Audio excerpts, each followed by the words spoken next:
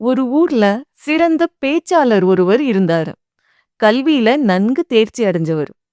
அவருக்கு பக்கத்து ஊர்ல நடக்கிற ஒரு சொற்பொழிவு நிகழ்ச்சியில பேசுறதுக்கு அழைப்பு வந்தது.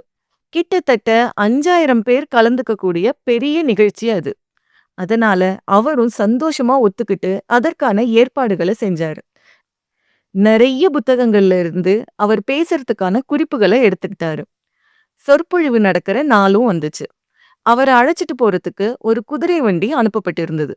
குதிரை வண்டியில ஏறி அவரும் அந்த ஊருக்கு புறப்பட்டாரு. விழா நடக்கிற இடத்த போய் சேரும்போது அந்த இடத்துல நல்ல கனமழை பெஞ்சிட்டு இருந்தது. மழை பெய்ததுனால அங்க பார்வையாளர்கள் யாருமே இல்ல. அவருக்கோ என்ன பண்றதுன்னே தெரியல.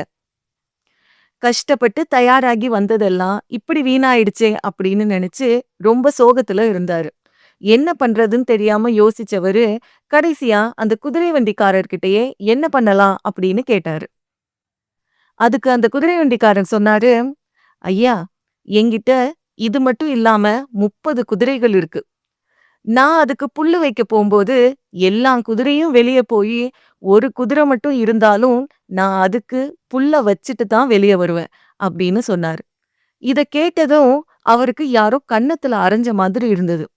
அவர் கொஞ்ச நேரம் யோசிச்சுட்டு குதிரைக்காரனை பார்த்து சிரிச்சுக்கிட்டே மேடை ஏறினார். தான் தயார் பண்ணிக்கிட்டு வந்த உரைய பேசத் தொடங்கினார். நாட்டு நடப்பு, பக்தி, சொர்க்கம், நரகம், பாவம், புண்ணியம் இப்படி எல்லா விதமான தலைப்புலையும் ரொம்ப அருமையா கிட்டத்தட்ட 1 மணி நேரத்துக்கும் மேல பேசிட்டு இருந்தாரு. அவர் பேசி முடிச்சதும் ரொம்ப கர்வத்தோட மேடையிலிருந்து இறங்கி வந்து, என்னப்பா, நான் பேசினது எல்லாம் உங்களுக்கு பிடிச்சிருந்ததா அப்படின்னு அந்த குதிரை வண்டிக்காரனை பார்த்து கேட்டாரு. அதுக்கு அவர் சிரிச்சுக்கிட்டே சொன்னாரு, ஐயா, நான் குதிரை வண்டிக்காரன் தான். எனக்கு அவ்வளவெல்லாம் ஒன்றும் தெரியாது. ஆனா நான் புல்லு வைக்க போகும்போது மற்ற குதிரைகள் எல்லாம் போயிட்டு ஒரே ஒரு குதிரை தான் அங்க இருந்துச்சுன்னா அந்த ஒரு குதிரைக்கு எவ்வளவு புல்லு தேவையோ அதை மட்டும்தான் வைப்பேன். 30 குதிரைக்கும் தேவையான புல்ல ஒரே குதிரைக்கு நான் கொட்டிட்டு வர மாட்டேன் அப்படின்னு சொன்னானாம். இத கேட்டதும் அந்த பேச்சாளருக்கு முகமே வாடி போச்சு. மத்தவங்களுக்கு என்ன தேவையோ, அவங்களுக்கு என்ன புரியுமோ, அது அவசியப்படுற சூழ்நிலையில மட்டும்தான் நம்ம பேசணும்.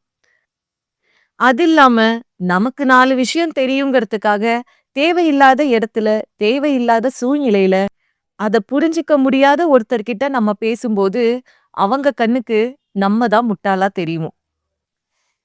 பேச்சு அப்படிங்கிறது சிறந்த கலைகள்ல ஒண்ணு. நல்லா பேச தெரிஞ்சவன் எல்லாம் வாழ்க்கையில ஜெயிச்சிட முடியாது.